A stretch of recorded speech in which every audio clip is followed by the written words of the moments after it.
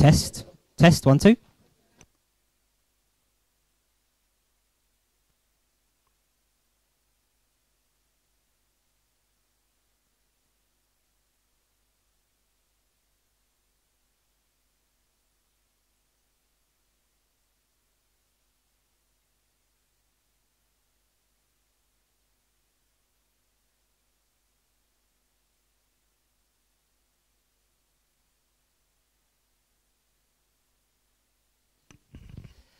Good evening, ladies and gentlemen. Welcome to the Fans Forum for the start of the season. As you may have noticed, I'm not Peter Gillam. Peter is taking a well-earned holiday. He will be back for the game on Saturday, so I've stepped in, or trying to step into to his shoes. The top table around me should be fairly well known to you all, but I'll just introduce them. To my far right, your left, Chief Executive Mark Devlin. My immediate right is Director of Football, Co-Director of Football Phil Giles. Dean Smith, Head Coach on my left. Rasmus Ankerson to the left of him, one of our co-directors of football, and the chairman, Cliff Crown, who's also on the EFL board. I know we've got a couple of questions we've had in advance about the EFL, so Cliff will be able to assist with those. What we wanted to do, because we've had some quite big news on the stadium and the changes to the planning application for the Brentford Community Stadium, that have all come out in the last couple of weeks. What we wanted to do is devote as long as you want in the room, but the first part of the evening just to talking about that, because we're sure that there will be some questions that have come in. Cliff, as obviously as the chairman of the club, is on the board of Lionel Road Development, so can answer any questions that we had. So, have we got anyone in the room who'd like to kick us off with first of all starting on the stadium? You just wait for the mic to come around. Don't need to shout into it. We can everyone hear. Okay. So, good evening. Just a question, will the football pitch be the same size as Wembley, which I understand from a recent report on the radio that Wembley is like Premiership standard size for a pitch, and if it is that size or the same size as Wembley, is that bigger than the current Griffin Park pitch? As far as I know, we're aiming for the pitch to be a similar size to what we have now, with the only requirement to make sure that it obviously complies with regulations for Premiership rugby, on the basis that we would hope to conclude a deal with a rugby club to play at the new stadium. But other than that, no, there's certainly no plan to make it as big as Wembley. Oh, okay. So that's not the... I heard, I might be wrong, but I heard that all new stadiums would have to have at least the same size pitch as Wembley, but I may have mistaken that. No, I don't think that's correct.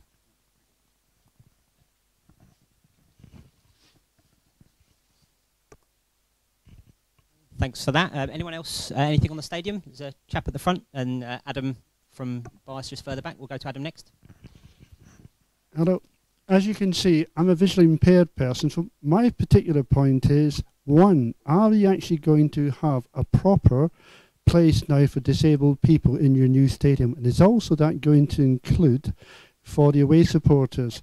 As I've actually had a fight trying to get a friend of mine into Brentford with a guide dog, and only after having to actually give at least a week's notice do I get in. So that's my thing. Are we now going to have suitable access for handicapped and visually impaired and generally disabled people in the ground for home and away supporters?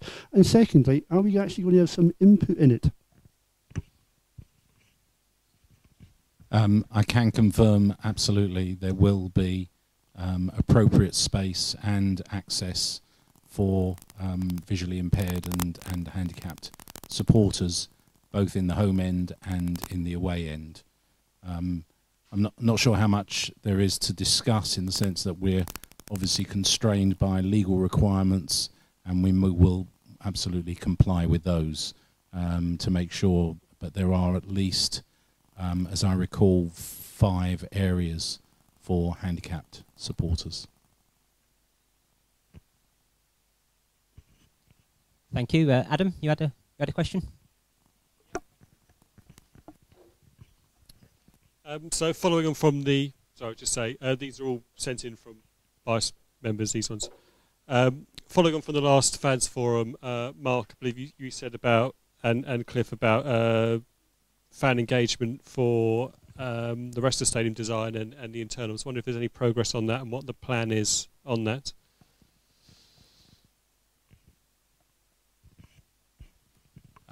No specific decisions have been made yet, Adam. We're still in the process of finalising the application, which will be going into the council tomorrow, and there are various other things that we need to get cracking on over the next few weeks. But when the time is right, then we will certainly come back to the fan groups and have a further consultation.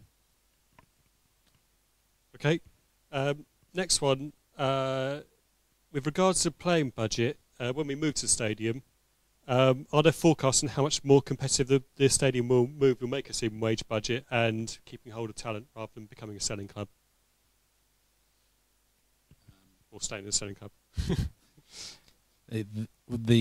Certainly the initial calculations should produce many millions of extra income for the club.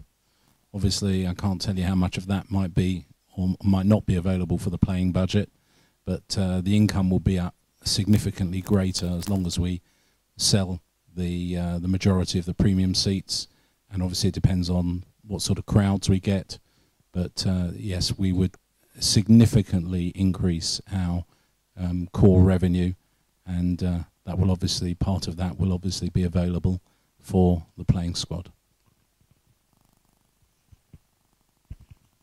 Thank you. There was a gentleman at the front who had a question. Firstly, you mentioned that you need to make sure that the pitch complied with the requirements of Premier League rugby as well. Could you tell us what constraints that involves? I'm afraid I don't have that level of detail, but our advisors have obviously helped us and ensured that we do comply with the regulations. So it's not having any, if you like, notable inhibitions on what we would otherwise be planning at the moment? Okay, thank you. And are we still on schedule for a 2019 completion? Yeah. Where are we? We're September 17. We're very hopeful at this stage that the stadium will be commissioned in the summer of 2019. But of course, there's still a long way to go and lots to do. But that's still our hoped intention. Thank you. Gentleman at the front. I know Adam had a couple more afterwards as well. Coventry Stadium, what's it, the Amex or Apex? Rico, they've got the garden arrest there, and I'm a coffin dodger, I'm up to 70 plus, and time it's taken for this new stadium, I'm going to be dead by then, and just don't know, you may be out to earn a bob or two out of having a garden arrest around at that Coventry ground. That's the remains go in there, you can stand there with a can of beer with the relatives and acknowledge them on match day. It's just something to consider for the future. And we'll certainly consider it. As you all know, it's a very, very tight site, and there isn't much space to swing a cat, but we'll do what we can.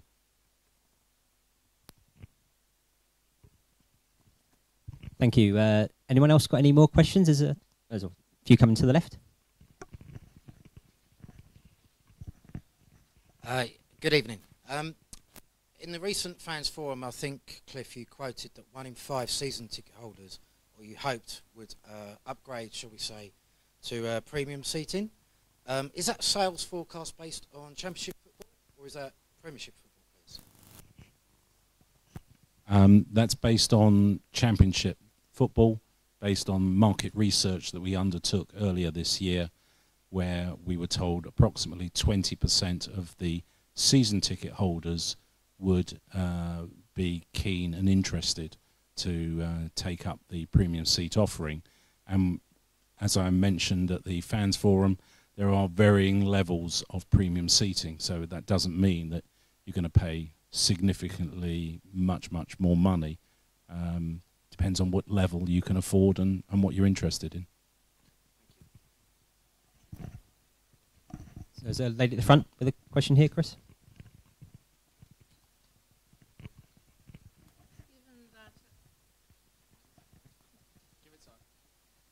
Given that, as I understand it, there's going to be no equivalent of the Hive at the new ground, has anybody thought of the elderly supporters who come early to the game and can't stand around? Will there be anywhere for them to wait and sit? I'm sure there will be. There will be a number of retail units underneath the South Central block, which is literally opposite the entrance to the stadium. And I suspect that there will be some form of food and drink offering located there, and so that will also include seating. But obviously there will be inside the stadium, you'll be able to come in and sit as well, and of course buy beer and food inside the stadium. Thank you, Cliff. There's a gentleman at the back.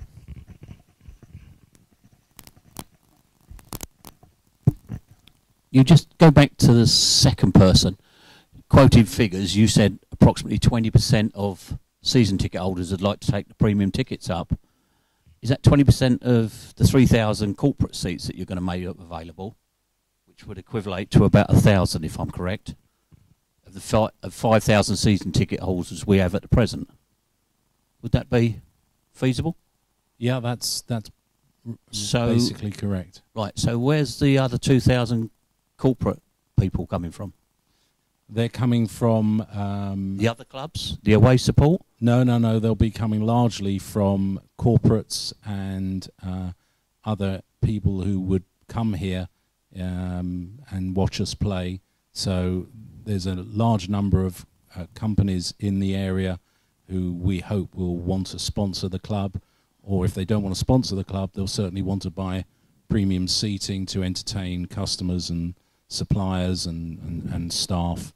And we did some extensive market research earlier in the year, and that indicated that we could hope to sell up to 4,000 premium seats. So from our thinking and from the market research, if 20% of our fan base were to take up the premium seating, that's at roughly 1,000.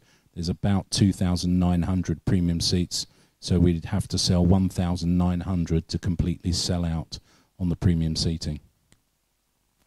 That's a valid point you just made, but we're all hearing 3,000 corporate seats is what you're looking at, and you just quoted 4,000.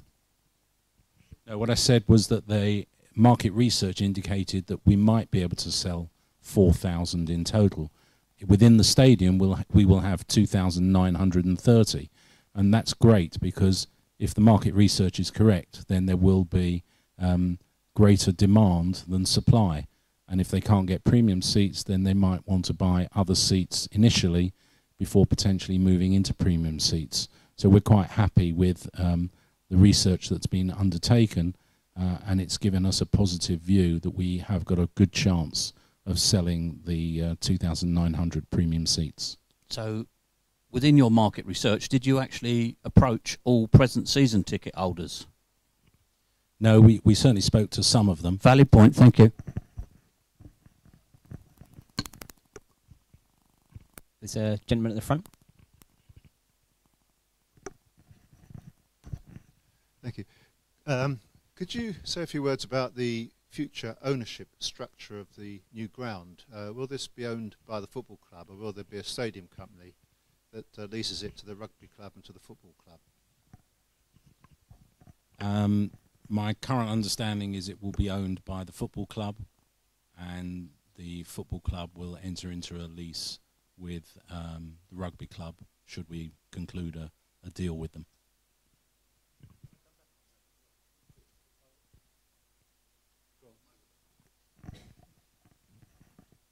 I did ask last time, a couple of weeks back, about the rugby club, and obviously the deal isn't done yet, and the finances in rugby are not necessarily as strong as that in football.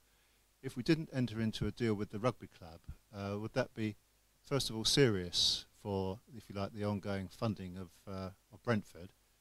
And secondly, is the accommodation of the Rugby Premier League specification in the ground a constraint on the design and the capacity of the stadium?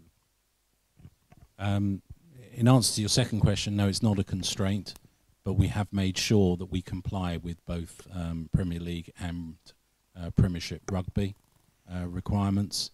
And as far as the deal is concerned, I think both parties currently believe it's a win-win, and therefore I'm confident that we will be able to conclude a deal over the coming months.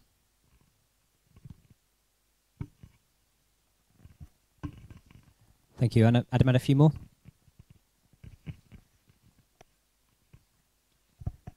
Just one more. Away from the premium seating, what is the leg room expected to be like for, it says us tall people, but that's clearly not me, compared to like Reading and Brighton? I don't know what it's like compared to Reading and Brighton, but it'll certainly be better than Griffin Park.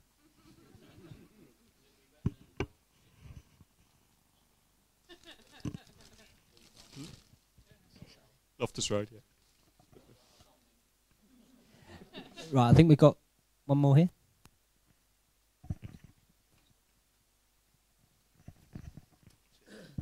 Good evening. I read Matthew Benham's statement on a few weeks ago, and while I definitely agree that the club can't really sort of budget for a hypothetical group of supporters that may or may not support Brentford 5-10 years down the line, I was just wondering if you could speak a little bit about what scope, if any, there is to sort of increase the stadium if and when Brentford are promoted. And then leading on from that, apologies if I've missed it in the correspondence that's gone out already, but what are the plans around safe standing? So,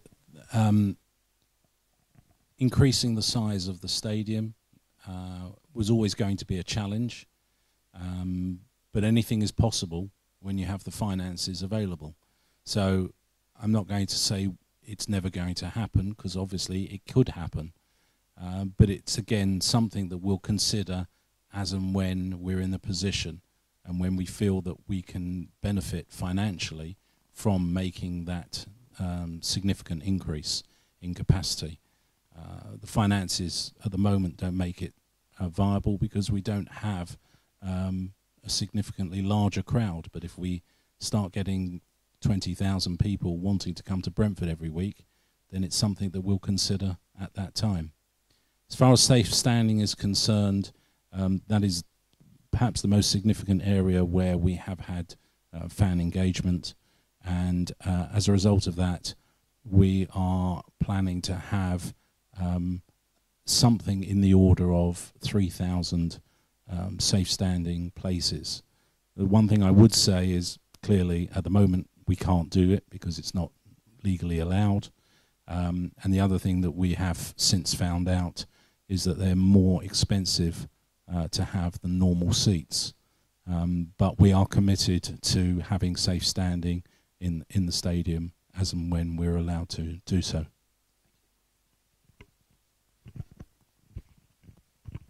We're going live all around the world at the moment. Sean at the front is dealing with that. We've actually had a question in from one of our viewers, which I thought was worth sharing. Someone, Cliff, has asked, what will the club do to ensure the condition of the pitch for football if there's a rugby team involved?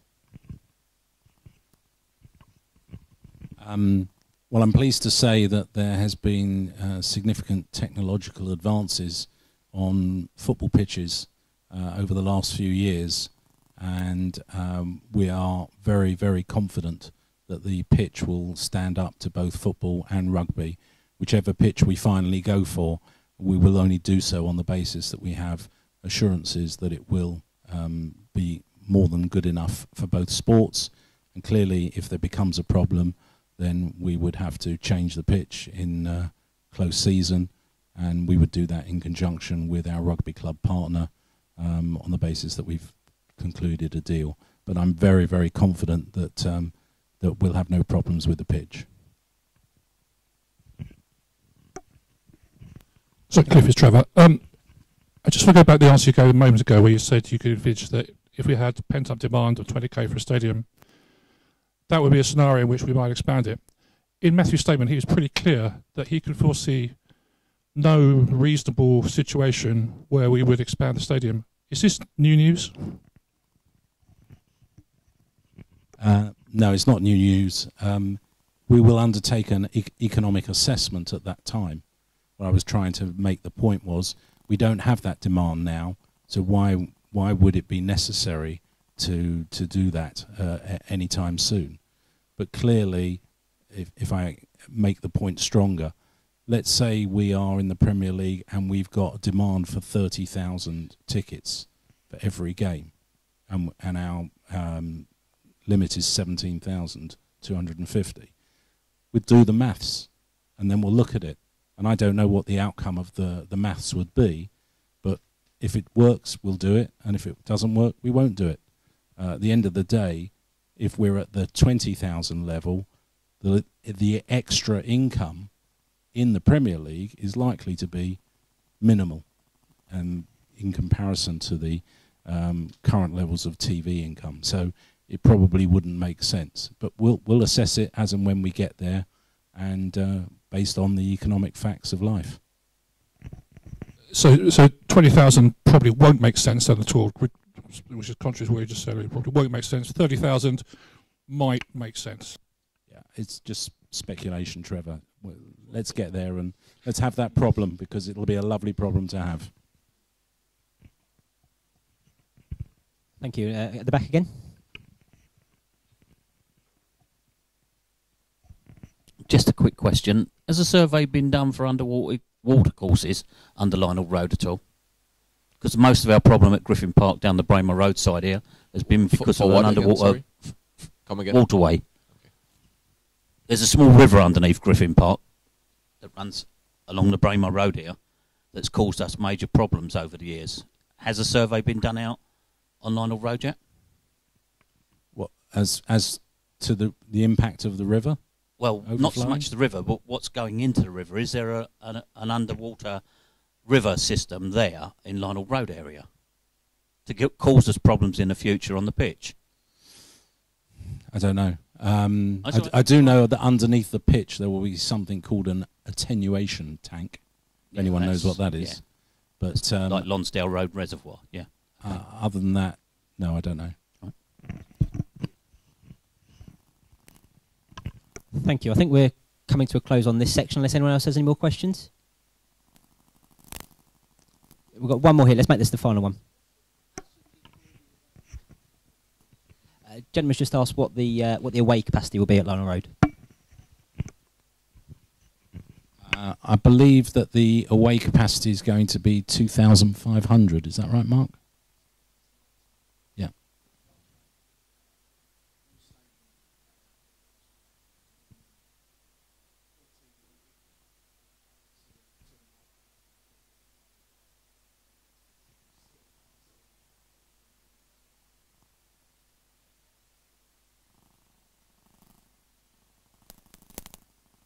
Well, we got 1,650 here, so 2,500 is, is a significant increase.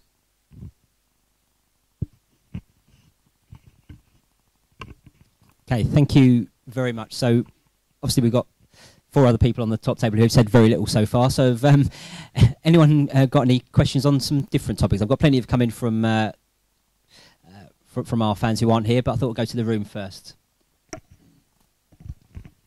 Obviously, with the delay in the stadium, this has an impact, I assume, on the dispensation we received to not become an all-seater stadium here at Griffin Park. What we're going to do moving forward, and are we likely to get an extension, bearing in mind they might think we might delay things again? The SGSA have given us 1 year's dispensation, and the plan was always that we need to go back to them next May, April-May time. By which time we're very hopeful that we'll have made a good start on the stadium and we'll be able to update the SGSA at the time. And as long as we are on track at that point, then I would think it's very unlikely that they will ask us to install seats into Griffin Park on the terraced areas. Obviously, if there are delays to that, then we're going to have to deal with that. But at this moment in time, I'm very confident that we'll be able to retain terracing at Griffin Park for the rest of its lifespan. Thank you, Mark. Who's next?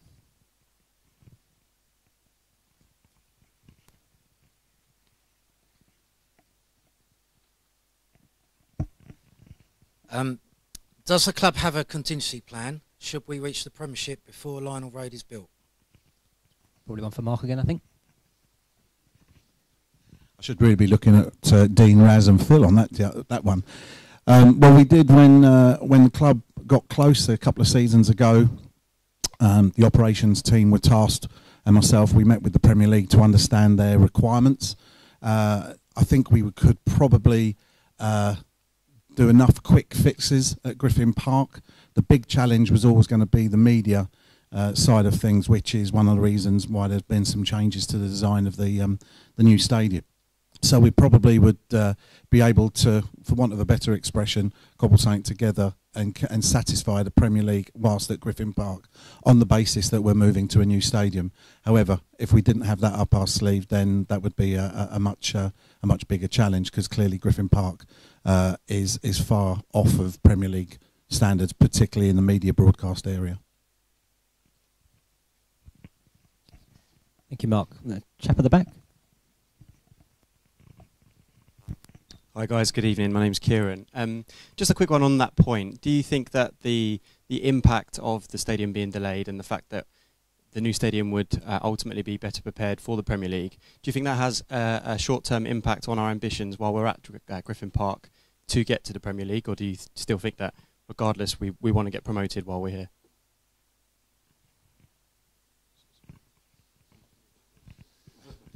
It's not had an impact at all as far as we're concerned. The idea is to for Dean and team to get promoted as soon as possible, and that's always been the plan at the start of the season. It remains the plan, and it's certainly the redesign of the new stadium doesn't have an impact on our thinking. The business strategy that the club has over the next 5 years is actually headed promotion to the Premier League. So everything we do in every aspect of the club is geared towards looking to get into the Premier League on and off the field.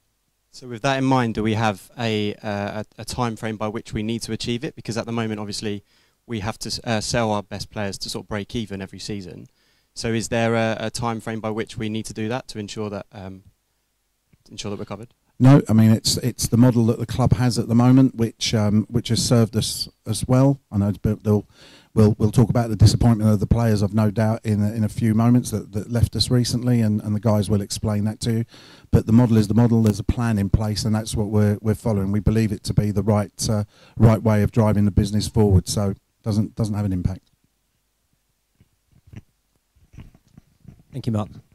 Can I just change tack a little bit and talk about the B team or the B team structure and how we feel it's working, if it's working, how well it's working? Yeah, so we feel it's been a big success so far. Obviously, it was a quite uncomfortable decision to make, but we felt that we competed in a very unfair field to us, where we couldn't keep our best players, and I mean, you run an academy for two reasons. You want to produce first team players, and you want to make it a profit center, and we didn't do any of that. So we had to do something different, and rather than just doing what we did better, we thought we had to do something completely different. And I think the three things that was key to us was that we needed to get recruitment right, which I think we've done. I mean, two players that had their first team debut last month, Ilias and Justin, players that we recruited since the B team started. The second thing was that we wanted to create a pathway to the first team, and I think credit to Dean and his team, but also to the B team coaching team, that we really managed to bring an impressive number of players through to the first team, not just on the bench but actually playing. And the last thing was the games program. I think a lot of people had their doubts when we started the B team project. If now opting out of the system, could we actually arrange competitive games for the team? But when we were a Category 2 academy, we played Bolton and Stevenage, and now we play Bayern Munich and Villarreal and Manchester City, and that's a big difference. So I think on those three key areas we've succeeded, and we have high hopes for the future. We think it's the right model for Brentford right now. In 5 years, 6 years, might be different, but we evaluate the market, and then we see where can we be different, where can we do something that makes sense, both from a footballing perspective and a financial perspective. Thank you. So, gentleman at the front, if there's no one else.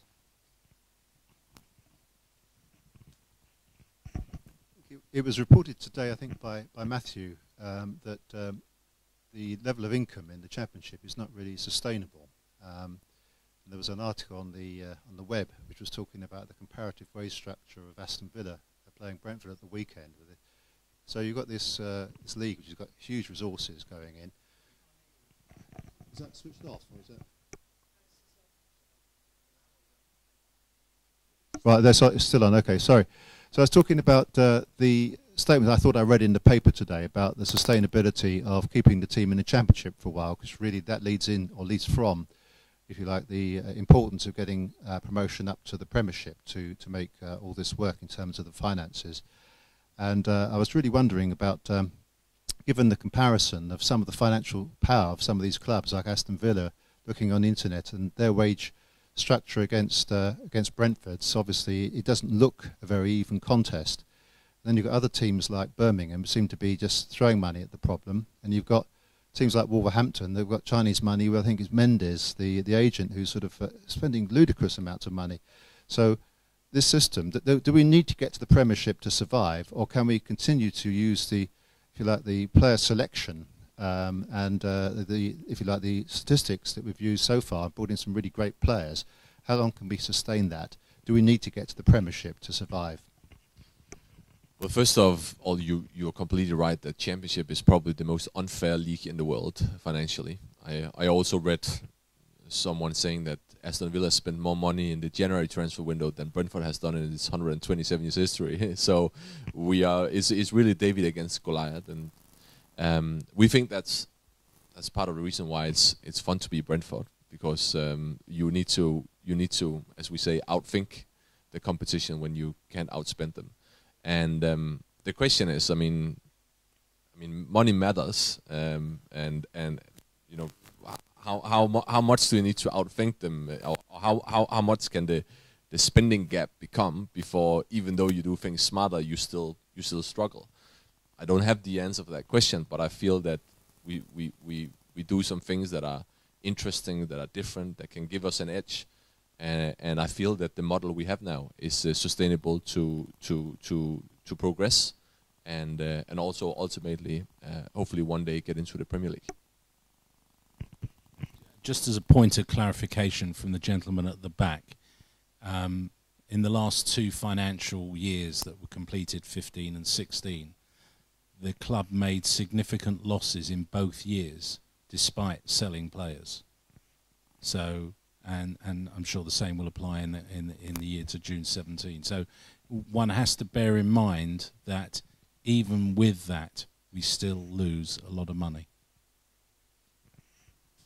Just to add, I mean, the way you can look at it is that you start the year with an operational loss of X million, and you can close that 3 ways, basically. You can promote to the Premier League, you can sell players, you can increase commercial income. And with Griffin Park, it's difficult to increase commercial income because we don't have hospitality facilities. That's why the new stadium is so important. So you get less dependent on selling players. But that's just the playing field for Brentford, and we have to get to make the most of that. Thank you. There's someone at the back with their hand up.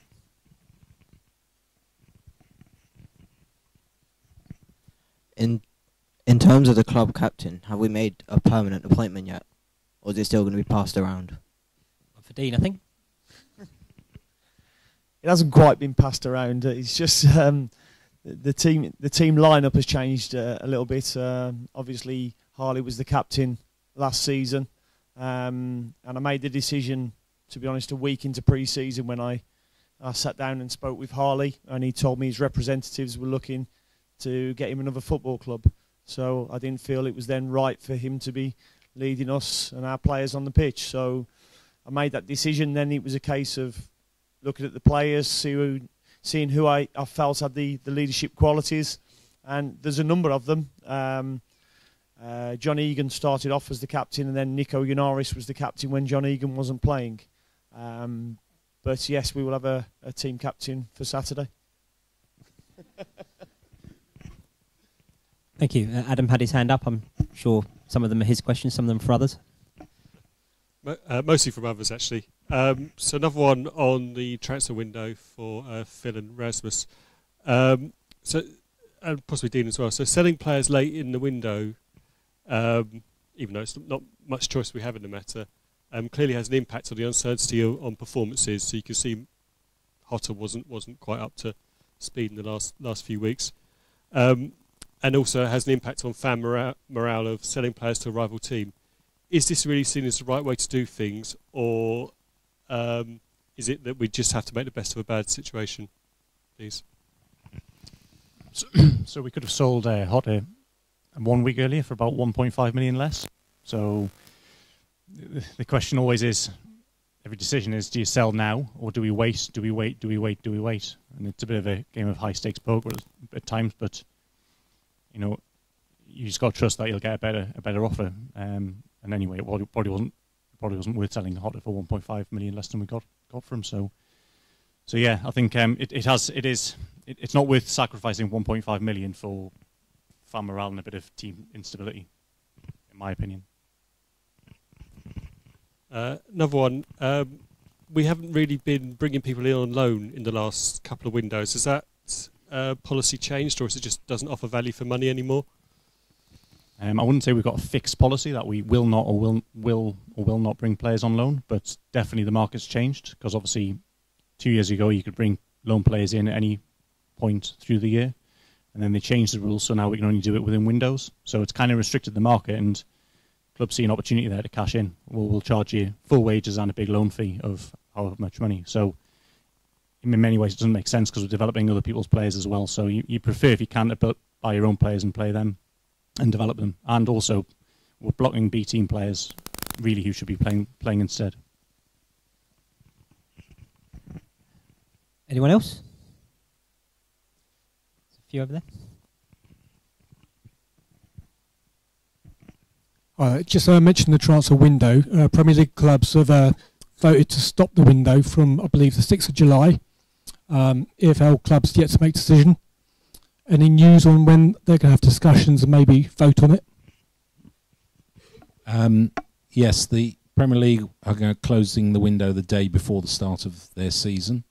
The EFL have got a clubs meeting on the 21st of September, which we will be discussing, also closing the window before the season starts.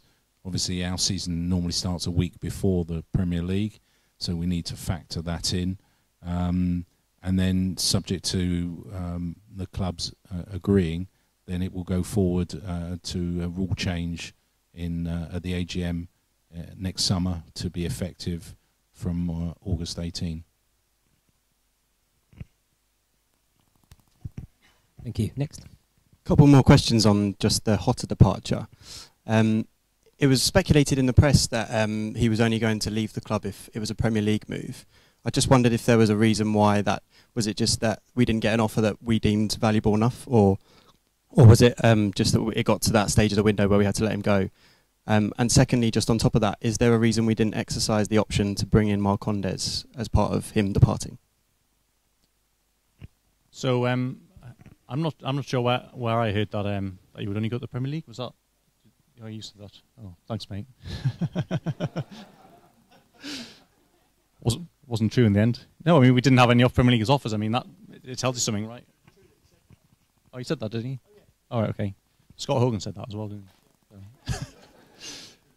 But there's no offers from the Premier League, right? So so it had to be a Championship club, but there's not that many. I mean, it's not like there's floods of Championship players go to the Premier League. There's only a very select few. So so anyway, that's the reason for that. And the second question on Marcondes. So Marcondes we bought. You know, his contract was ending anyway in January in Nordsjælland. I think we've got hopefully Lewis coming back at some point over the next few weeks. Judge will come back at some point. So I don't think we're pushed necessarily right now to bring a player in. We'll bring him in when we feel he'll actually have an opportunity to come in and play as well, and we'll see what happens in January anyway in that window. So yeah, that was the answer for that. Thank you. We've had one in from Aaron via social media. I guess one for Dean, really. Where have the club's ambitions changed after the transfer window and given the start of the season? No, this morning I spoke to all the players, because obviously we've got the lads back from international duty today, and spoke to them about the opportunity, what it presents to them. The targets have not changed in one bit. It was something that, and I'm sure Phil and Rasmus will expand on this later, that we had planned for as a football club. We had every idea that Hotter and Harley would both leave, Maxime as well, and they will probably both tell you I was quite reluctant with the Maxime one, probably myself looking more short term because he was my first choice left back at the time as well. But no, the targets have not changed. We've done a lot of our transfer business in June and July, got the players in that we believed would strengthen the squad, and we were fortunate because Matthew had backed it with his money in bringing them players in early, but it also was a risk for Matthew that the 3 players or 2 players or whoever went might not be sold, because we could be sat here now with all 3 players still, and Matthew footing that bill. But in terms of the quality of the squad, we felt that the players that were coming in were of the quality that we desired, certainly, and the coaching staff are certainly happy, and I've just seen a spring in the step of the players, certainly to finish above Birmingham City this season. Thank you. Trevor. Cliff, can I go back to that transfer window answer you gave? As far as the Premier League was concerned, I read that chairman of West Ham said that 17 out of 20 clubs would support their move to restrict the transfer window, and they've been emboldened by the fact that Liverpool being able to hang on to their star player following bids from Barcelona. Being as well connected as you are on the Football League board, can you let us know what the number of Football League chairmen will vote for this, and is it realistic that we can sustain a multi-million-pound bid from Barcelona for our left-back? Well, we haven't had a formal discussion, so informally from the other clubs that I've spoken to, they're all, not all of them, but the ones I've spoken to, certainly the vast majority are in favour, and I would expect us to vote in favour, but obviously we'll have to wait and see on the 21st exactly what the views are of all the 72 clubs in the EFL.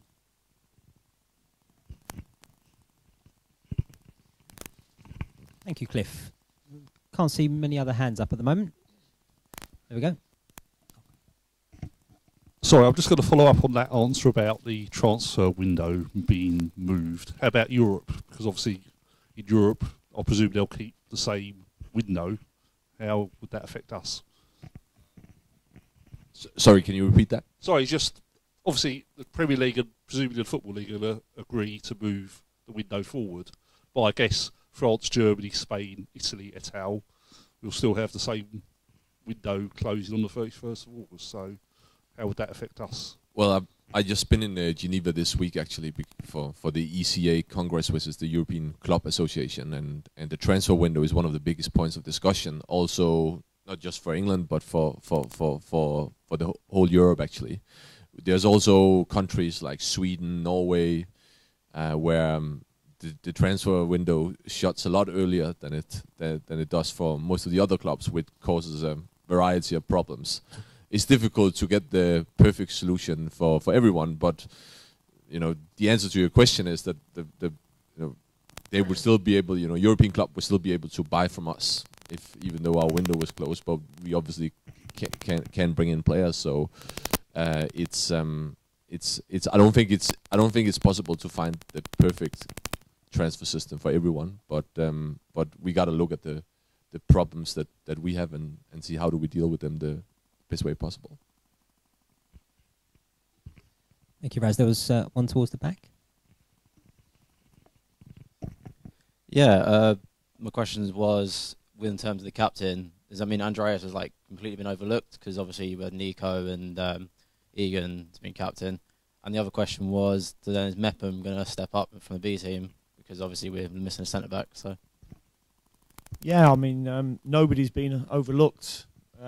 We've had a chat as coaches and looked at the squad that we've got, and we just felt they were the best options for us at that time. So, you know, we haven't overlooked anybody. In fact, the players have got their own leadership group as well, which they voted for themselves as well. So there's 4 players who, you know, will meet regular and come and see the coaches and discuss improvements, what they feel can help them to develop into better players and the team in general as well. Harley was one. There's Lasse Weber, Nico Yanaris, Dan Bentley, and Ryan Woods. Sorry, what was the second question? Oh, Chris Mepham. Yeah, Chris Mepham has moved up to the first team squad. He's now lounging in a big chair in the first team dressing room area. But he's one who we have high hopes for. We think he's got a great future, but not just because of his talent, because of his attitude and his character. He's got all the right traits that will, you know, enable him to become a successful professional footballer here for Brentford.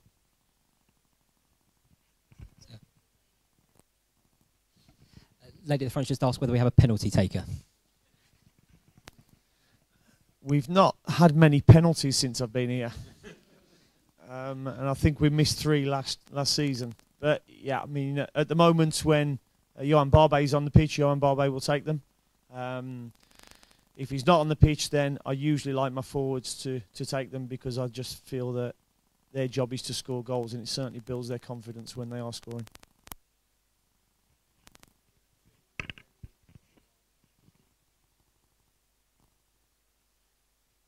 For those that didn't hear, that was an update on Rico Henry's fitness. Yeah, Rico's had a few niggles. He had a great pre-season. I think anybody who saw him out there against Celta Vigo, I'm glad there was no Premier League scouts before the window closed. He was excellent, but he had a few niggles before the Sheffield United game and then in the Nottingham Forest game, and it's just kept him out of training for a few weeks. It's nothing too serious. He's been training with us since Monday, so he's had a full week of training. He's fully fit, which is really good for us and himself. This may be a good opportunity to touch on one of the other questions we've had in, which is updates on the fitness of our long-term injured players, Alan Judge and Lewis McLeod. Well, Alan, as everybody knows, had to have a further operation on the break in his leg where it hadn't healed as well as he'd hoped. He was still feeling something when he came training with us. That has corrected the problem so far, and he's chomping at the bit at the moment to get back into training. I feel he has one more appointment in the next 2 or 3 weeks, which would give him the go-ahead, the green light to start full contact training with ourselves, which will be brilliant. As you all have seen on the football pitch, and those who have met and spoke to him, football is his life, and he just wants to get out there and play. And you know, he can be a little bit miserable if he's not out on the green stuff playing football. But he has worked extremely hard, and he's been pushed by the medical staff who have been fantastic with him, and we hope they'll be back soon.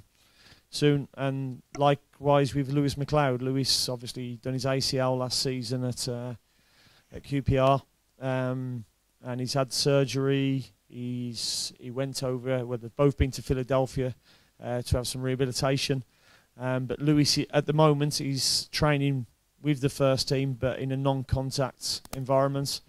I fully expect him in the next week or two to go into full contact training, which would then start taking in B team games or an arranged game that we will do for him. But he's very close now to being with us. Thank you. Any other hands?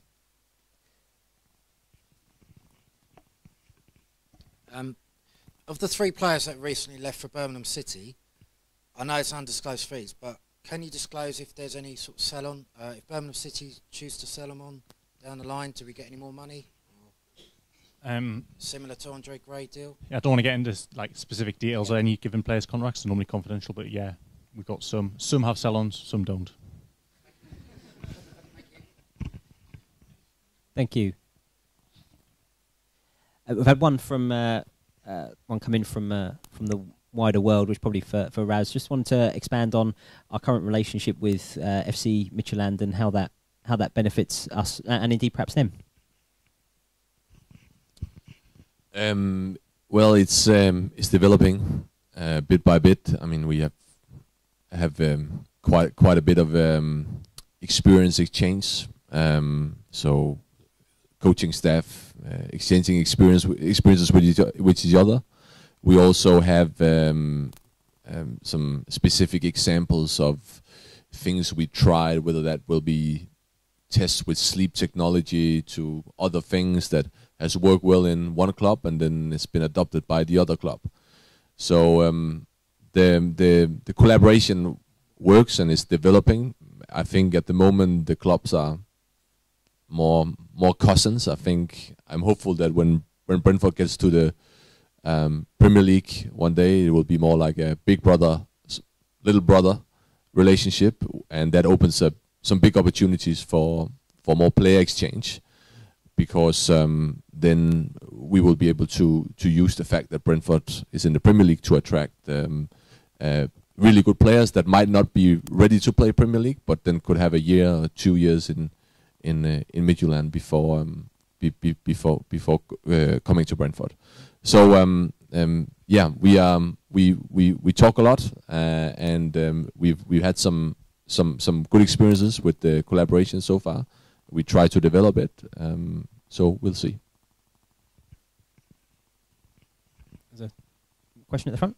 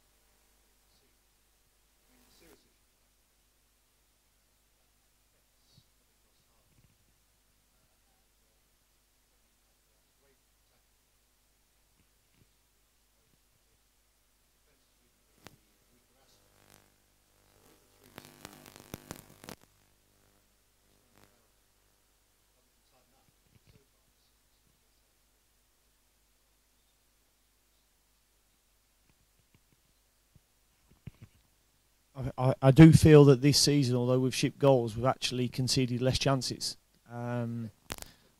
Yeah, so defensively we have actually got better, but you know you've seen Nottingham Forest have scored 2 wonder goals against us and a deflection, you know, which is always hard to take, but it's something that, you know, even with Harley in the team last season, we conceded 65 goals, which was too many, and it's something that we're looking to deal with. We've worked very hard during pre-season to certainly tighten up defensively, and I think the fact that we haven't conceded as many clear-cut chances this season, you know, certainly backs that up. Another one from the gentleman over there. I mean, obviously you've considered it, but we've got 3 fairly good centre-backs at the club. Have you not thought about playing all 3?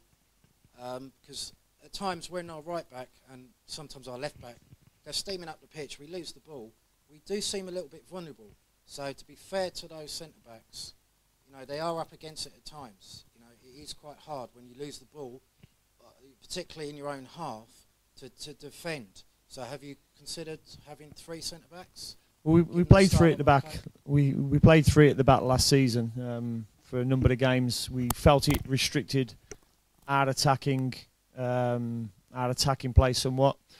I think there's a lot of clubs who are quite jealous that we have a style of play about us. You look at a number of other clubs within the league, and if you asked their supporters even how they play, they wouldn't be able to tell you. I think we've got a very defined way we want to play, and let's not, put centre backs at fault. As a former centre back myself, you can't go and create chances without other people creating them for you, and it takes all 11 players to go and defend and make sure that you're not giving away clear-cut chances. And our defensive strategy will start with the front men and work backwards. And that's something that we're certainly working on. I think Trevor was waving at me. I was waving at Dean, I didn't get one back. Just a quick question about access to the what used to be called the training ground, but now it's the School of Football. Before it used to be very open, Brentford supporters could come down, watch training, etc. Now I read it's a bit more foreboding and a bit more closed off. What if genuine Brentford supporters who can identify themselves as genuine Brentford supporters want to come along to the training ground? How do they go about that? Was that for Dean, or can anyone take that? If you're left out, Phil, you could take that. Go on. Thanks, mate. Well, actually, I was involved in the decision to kind of restrict access. I know that it's not ideal, but I think it was 2 years ago, my first year here, we had a training session on, and there was a Middlesbrough. What do you want to say? Scout. Yeah. Watching our game. Well, maybe I shouldn't say Middlesbrough. Should I say Middlesbrough? I'm a bit libelous, this, isn't it? There was an unnamed team, a scout, scouting our. And I thought we got to tighten it up here a little bit, because I was sitting there watching our training sessions and it was a bit too loose now. But I understand now we kind of went a long way the other way. The other thing we had was people breaking in, driving buggies around the pitch. So like we have a golf carts around there for. What, during training? No, at night time. That would have been fun though. We had from tyre marks all around our pitches, which we were trying to keep in good condition. So we had to tighten it up a bit. I think we've got a plan where we've got a couple of days identified in school half terms where we'll have open sessions, and obviously the B team sessions, B team games, people can watch them as well. But it's very difficult to have a mechanism in place which is going to completely identify Brentford fans. So just to clarify, Phil, so on a week by week basis, the training room, the School of Football is closed off, and there's no way that people in this room who can identify themselves as season ticket holders or anything else can come along and watch us train in a non-set piece day before the game day. As it stands, no. But I mean, if there's a demand for that, we can always look again at that. It's no problem to look again at what we can and can't do. But I'll just explain the reasons why we did it in the first place. Thank you. One over there. Evening. I think one observation for that is that, only from experience, sort of accessibility to training ground, the times that I've been there has been to watch B team matches, and I can't really think of a better time to go and watch or to attend the training ground is when it's opened up for a B team match, and to be able to go and watch them that close up front is I can't think of a better way to visit the training ground than to see that. So I would encourage anybody when it is opened up to go and see the matches there. It's a delight to do it. And to watch the standard that they come up against. But what I also wanted to ask was, at the moment we're in a dizzy position of being in a cup run, which is a novelty, and not only is novelty, we're picking off teams which are quite important to us as well at the moment. So it's a great, and it's from a morale point of view and from a fan morale point of view, this is great. We're in a cup at the moment that we have potential to do very, very well in, I think. And if we get over the hurdle of the 18th or whenever it is, which personally I think we will, we're potentially into a significant run against the cup that we have a realistic chance of. I'm just curious, trying to balance the needs of the team, the size of the squad, and the aspirations of the club against a cup run. What is the sort of general consensus there?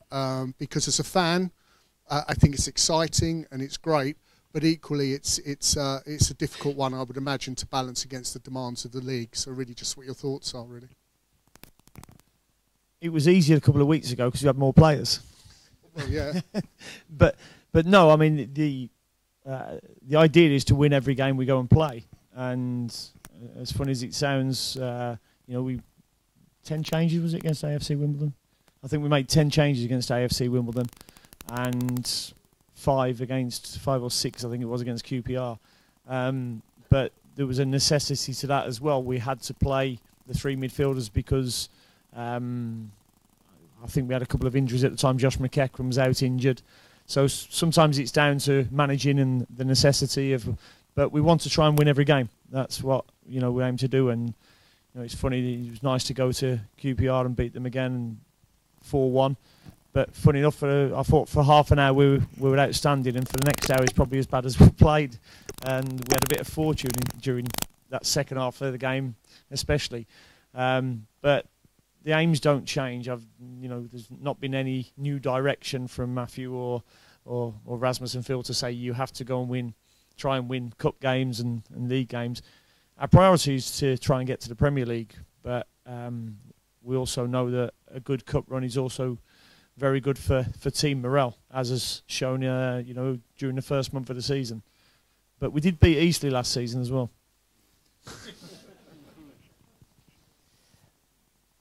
Thank you. I've had one interesting one. I'm not quite sure where it's directed, but I thought it was interesting, so I thought I'd ask it. Was the club ever given the option to enter the B team in the Checker Trade Trophy? And what do we as a club think about B teams in EFL competitions as a whole?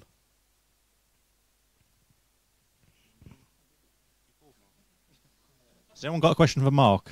He's a bit bored.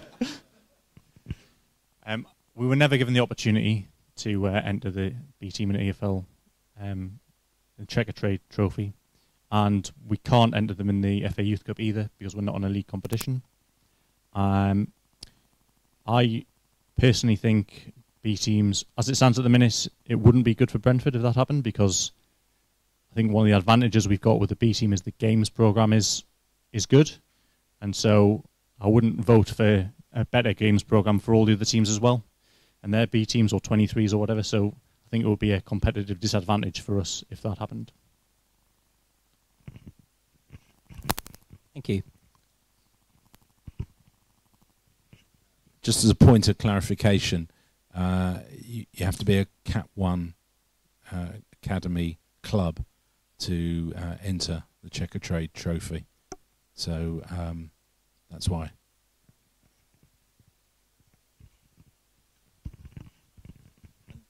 Just to give you part 3 of that one, because I'm sat in the corner, is that when the club were asked, because I think the question was what's the club's attitude, the club voted last year against including B teams in the competition, and that included, we were also asked the question about Glasgow Rangers and Glasgow Celtic, and we weren't in favour of that either. That was after also speaking to, I think it was Bias actually we spoke to gauge some interest from some members of their committee as well. Full answer to that one. We got anything else? One at the front here.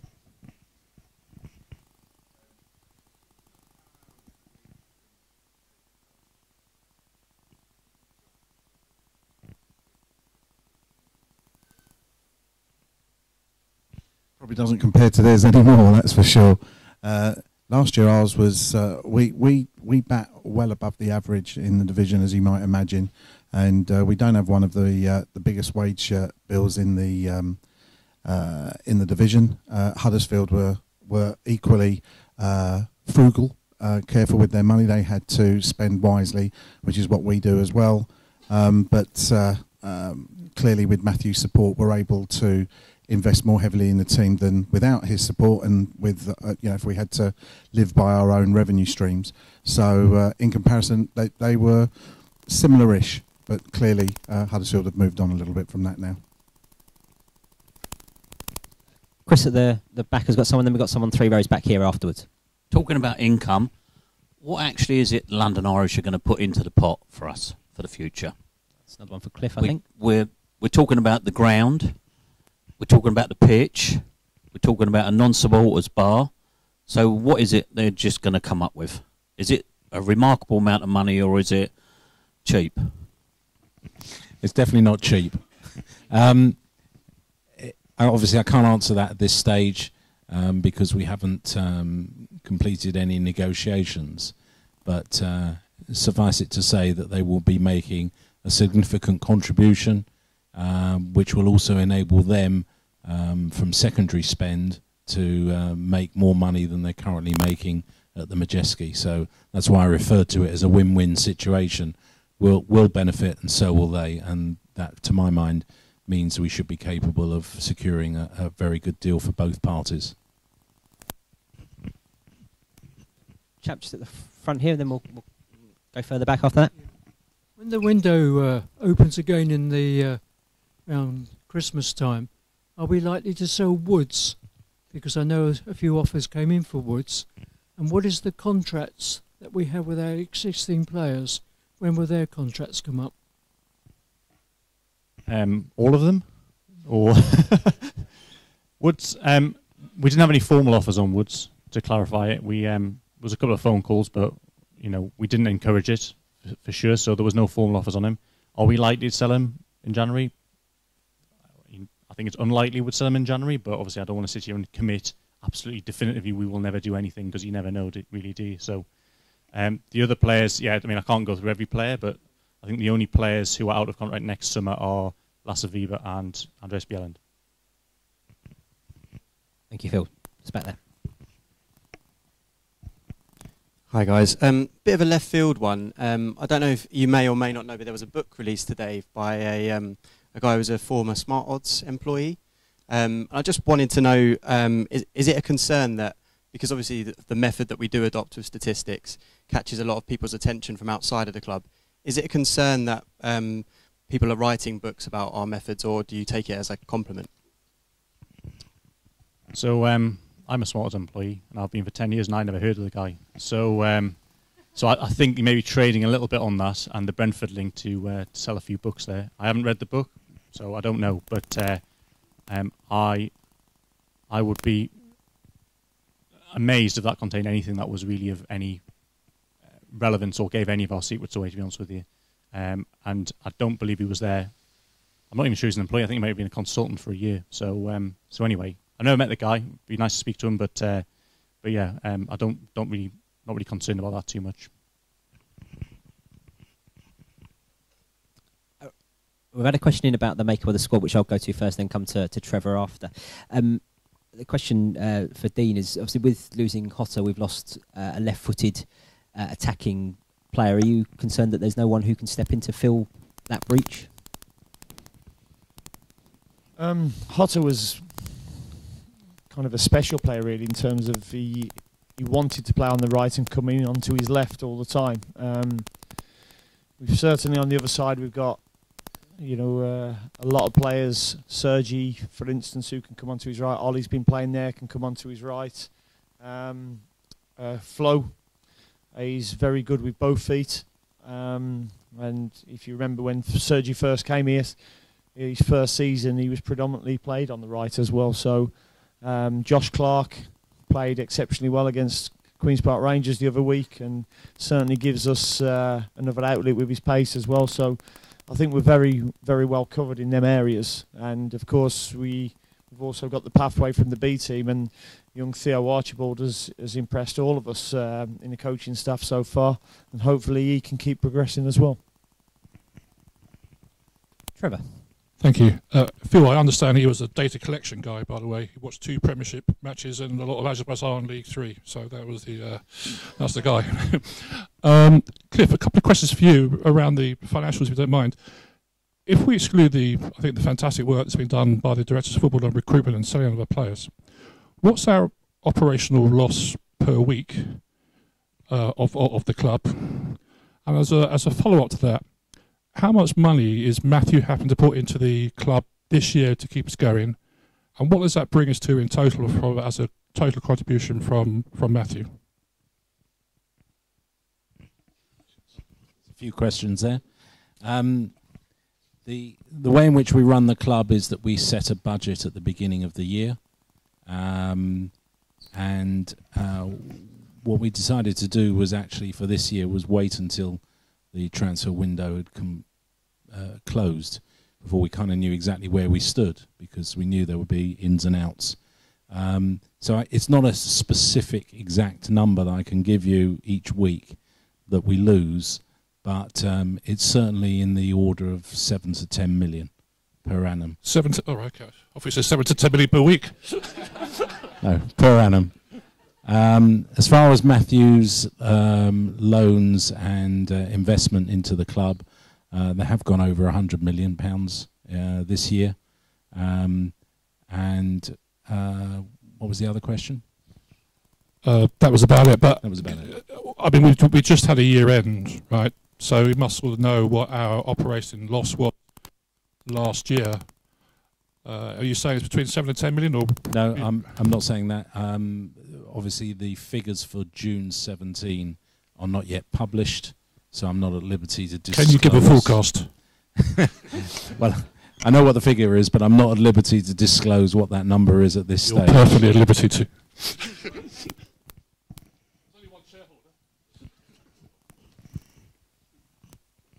Thank you. Any hands?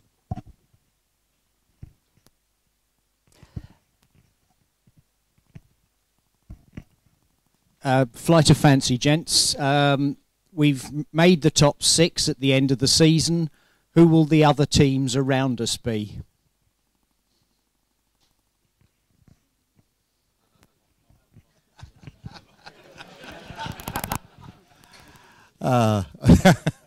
No, it won't be that. I'm going to hand it to the people who know what they're talking about. Dean.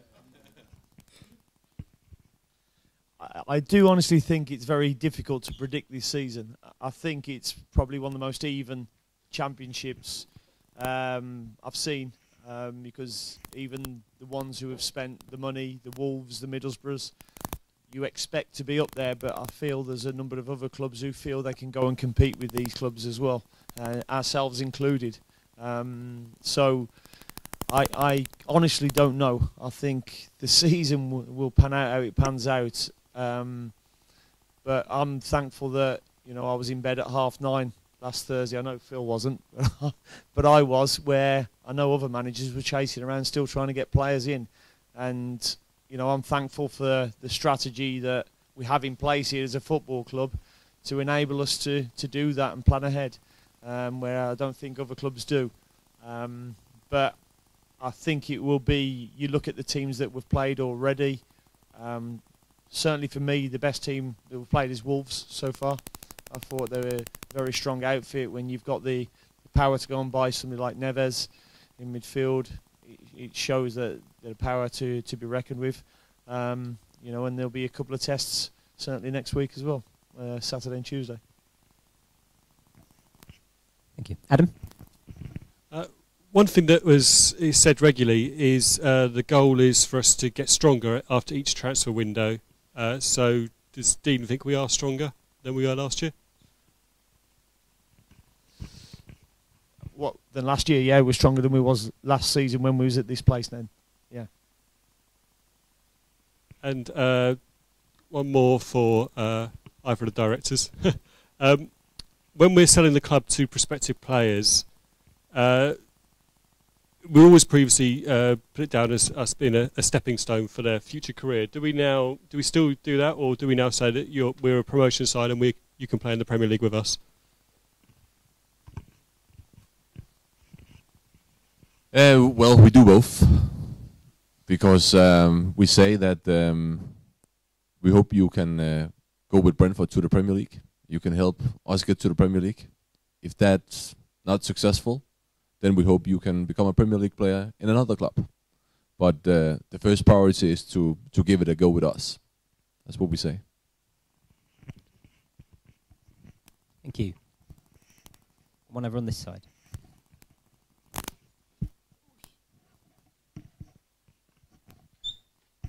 So actually, following up from that, do you think the interview that Makoto gave to the South African press was a good thing or a bad thing, where he said that he saw the club as he chose the club over others, including Premier League clubs, because he felt that we were a better stepping stone?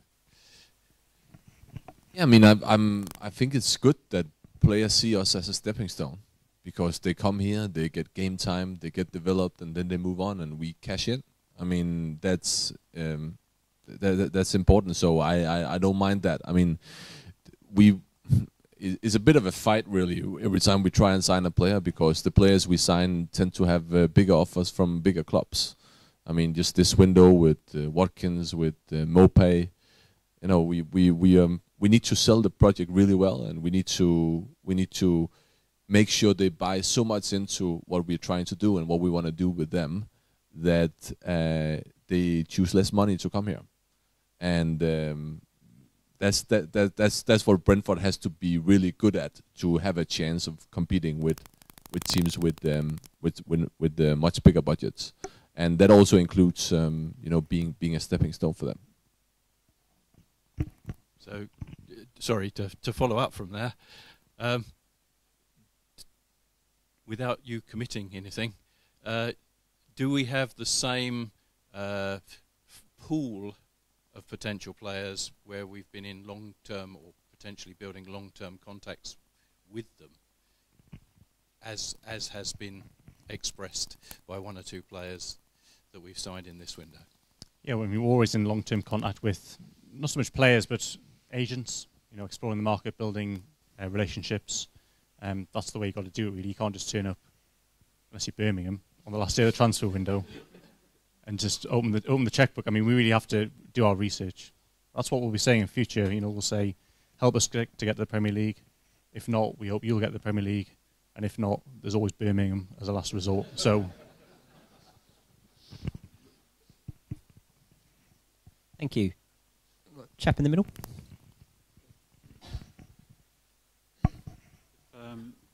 If Brentford, you know, if players come to Brentford for maybe less money than they could go elsewhere, do Brentford have a big incentive scheme, so that if we get into the playoffs or if we get promoted, are they likely to get a big incentive in terms of money?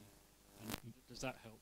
There's a big incentive scheme to get promoted, really big one, probably the biggest in football, my guess. But otherwise, no, there's no other bonuses around getting the playoffs or anything like that. It's not economic. So if we give a big bonus for getting the playoffs, we don't get promoted, we pay the bonus, and the club doesn't make any more money out of that. So it's promotion only.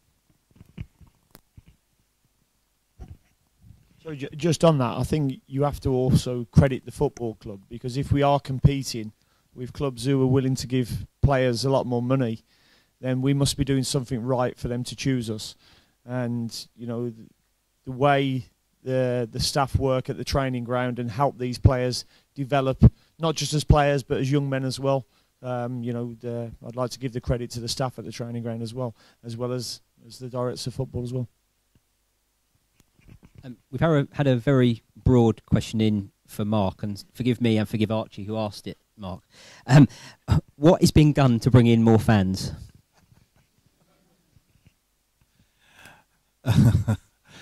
Yeah, Trevor will answer this one really, because it's Trevor's pet hobby.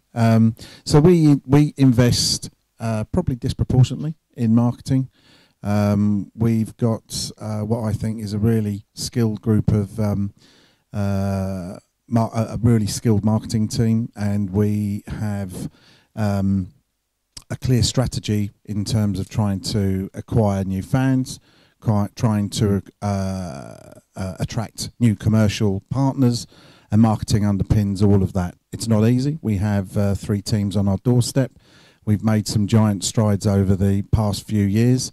We try an awful lot of tactical promotions, long-term promotions. Some work better than others, and we learn from those, and we learn from other people who are very skilled in the sporting market, not just the football market. So we have a very focused group of KPIs for our marketing team. We're very ambitious in terms of trying to build the fan base, but it is tough. And you've got the Premier League champions on our doorstep. We've got two other teams that have recently enjoyed spells, some more lengthy than others in the Premier League, which helps them acquire fans, and we're up against those as well. So we utilise contractors and specialist organisations that help us with our market research, help us be very targeted and focused on how we encourage new fans, how we encourage lapsed fans, and how indeed we get people to return to the club more often than they used to do. And as I say, we're successful in some areas, less successful in others, and we learn from our efforts. Question from the chap at the front. I've just thought of a way you could actually attract more fans. Have we thought of the idea when we get to the new ground, and if we do actually get another rugby team coming in, let's say, for example, someone has a rugby ticket, season ticket holder, he or she could actually maybe get cheaper tickets for the football ground and vice versa. I'm sure we will explore the potential for joint tickets, joint season tickets, and so forth.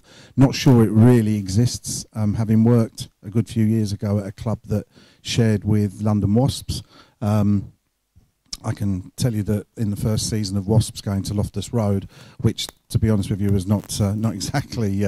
Sorry about that. Don't mean to swear. Which is definitely not a rugby ground, not suitable for rugby fans and the way rugby fans behave. There were less than 300 joint season ticket holders, and that number dwindled as the years went by. So it may be very different. London Irish, if they do become our rugby partners, this is slightly more of a rugby area than Shepherd's Bushes, that's for sure. There may be more potential for that, and that's certainly something we will explore. But we're not yet convinced that that's a huge market. But from a corporate point of view, from premium seating point of view, we think there's a decent market for that.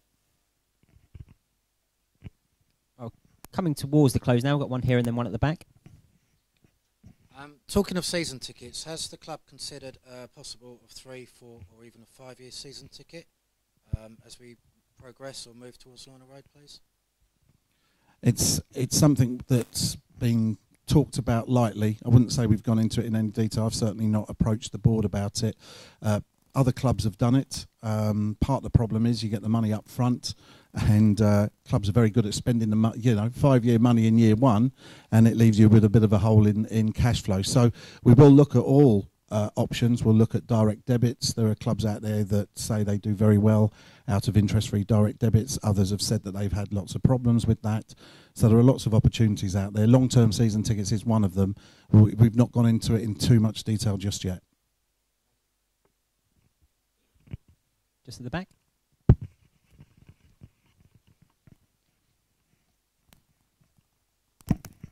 Reference Mark's last comment about 300 dual-purpose tickets. Why is it you don't approach large families in the Brentford, Hounslow, Isleworth, Whitton, Richmond, Twickenham, and maybe a little bit further out to Shepherd and Isleworth, with large families who can't afford to come to football? Why can't you just approach those in the right manner? And there's our fan base for the future, because us old boys ain't going to be here for long, and they are the future. As you know, the way we get to families and schools and groups of all types is mainly through our Community Sports Trust, and the marketing team work on joint initiatives with the Community Sports Trust. And in fact, the Reading game on Saturday week is a game that the community team have gone out and have approached exactly that type of target audience. So whether it's kids, whether it's families, whether it's local football clubs, the community scheme, who also help us try and get through to the different areas of our community. The community, the Sports Trust are the best vehicle for that, and they do work very hard at it and are very successful with it. But we pick and choose our games. That's how we try and work that one. Thank you. One at the front here.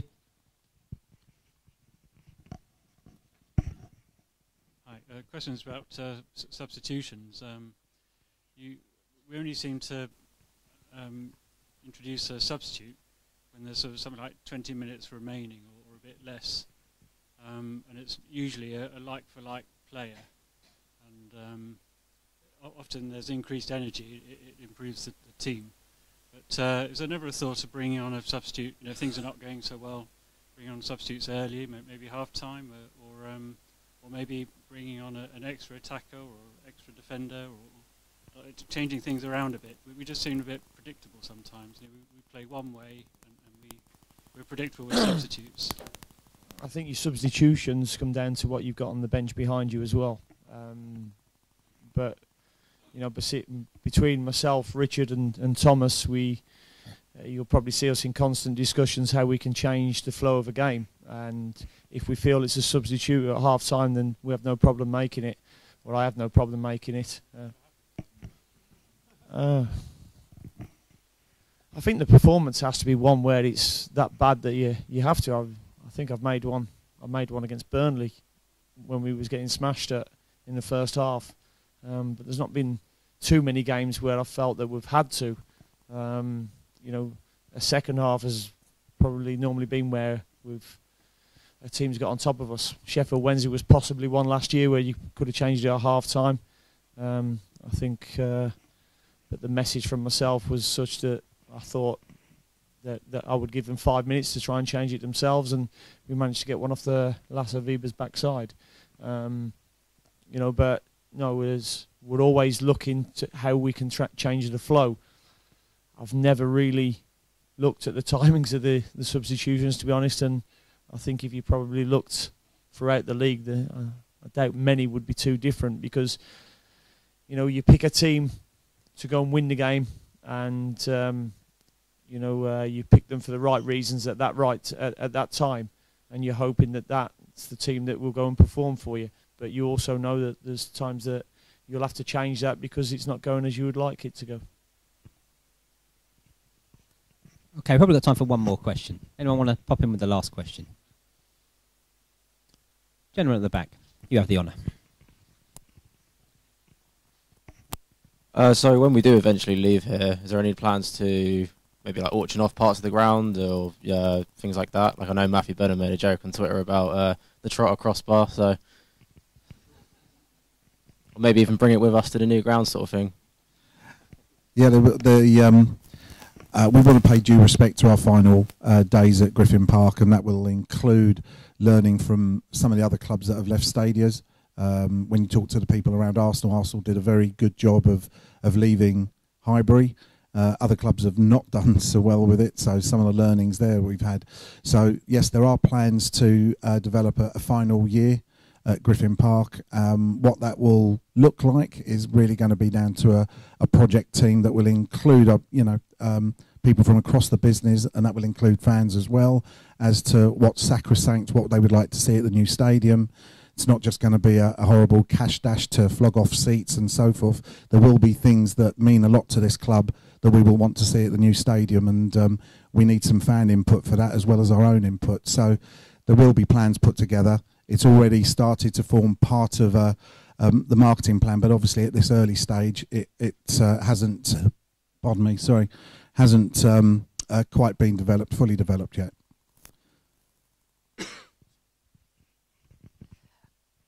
Thank you very much for coming, ladies and gentlemen. That's the end of our evening. I've to ask for your thanks for our top table: Mark Devlin, Phil Giles, Dean Smith, Rasmus Ankerson and Cliff Crown.